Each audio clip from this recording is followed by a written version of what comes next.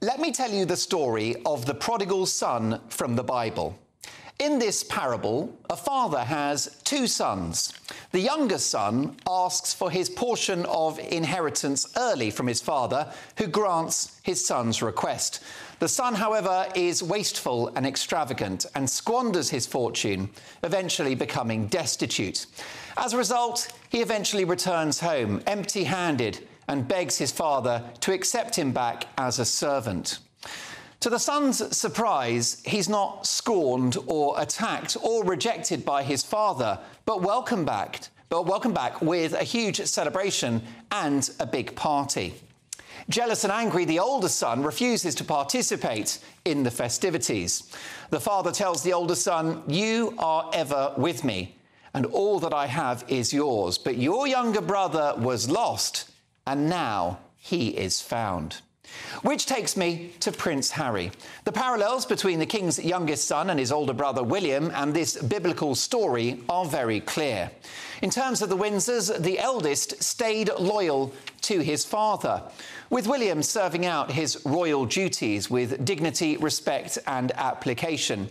He and his lovely wife Catherine have sired 3 beautiful children and are a credit to both their family and the nation.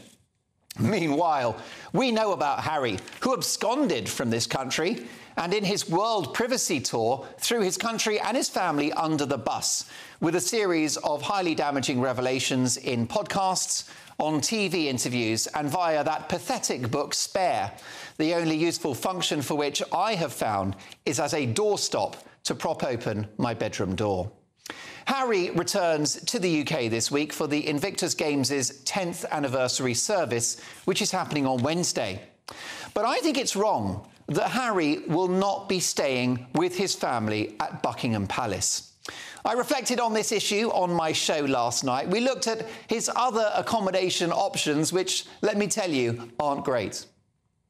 Harry will not be accommodated at Buckingham Palace, even though it's emptier than a branch of Wilko's.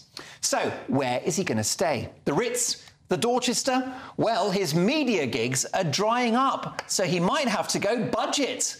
He might like the Premier Inn, where he can bunk up with the face of that hotel chain, comedian Lenny Henry. What a laugh a minute those two would make.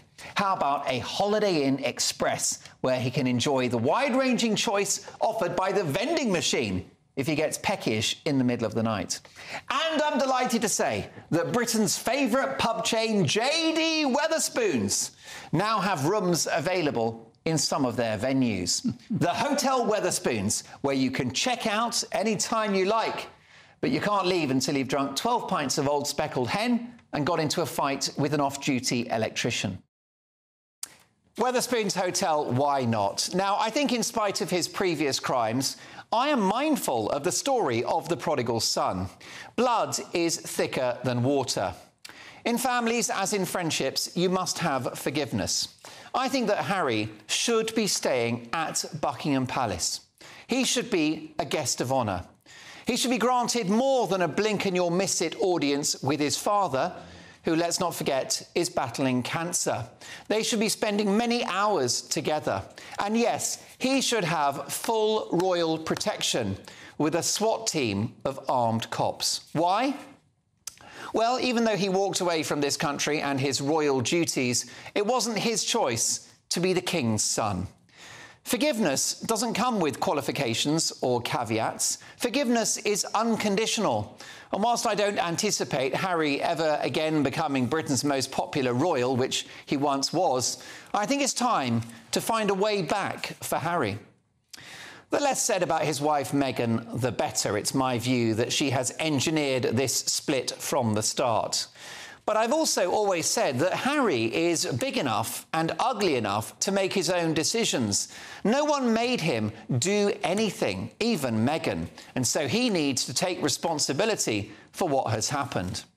The first step would be to give up the podcasts, the tell-all books, the salacious TV interviews, and to focus on the projects that he does well, like the Invictus Games, and to try to win back the affection and respect of his family and ultimately of the nation. Harry is no angel, far from it, but it's time to welcome back Britain's prodigal son. Amen.